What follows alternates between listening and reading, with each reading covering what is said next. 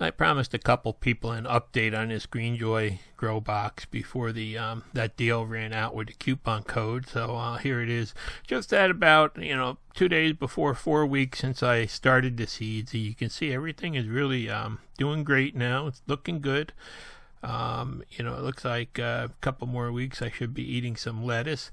The only thing that I notice on some of the real tender green lettuce, you can see there's a little bit of browning on the edge of the leaves from the fan running, because the fan basically is just exhausting the heat from the LED, and it comes right out in the middle there the most. So that's about the only thing I notice. I may miss the plants a little bit just to keep them moist, but it's time now. The level of the nutrient is just down even with the bottom level at 4 weeks, so I'm just going to mix up another liter of it and just mix in some of the A nutrient there with a half liter. Then I'm going to add another half liter water and add the 5 milliliters of the B nutrient, and just go back and add that to the unit, so that I'm within that level, between those two level points.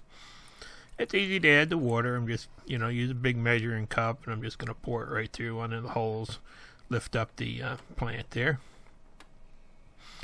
So you can see, just a little bit of browning on the edge of that one center there, but you can see the roots are really doing great. All the plants have a very strong root system at this point in time, and they, they basically do look like nice, healthy roots. So looks like it's really working out good for me, and I'm just gonna have to, remember not to plant the real tender lettuces right in that middle spot there. And you see the bok choy there is doing really great, and really everything is looking good. I'm thinking that it's probably at about the same point of growth that you get when planting it in potting soil at this time. But there's absolutely no fuss when you're using this box. It's just like set it and forget it. The thing is all automatic, so that's one thing I really like about it.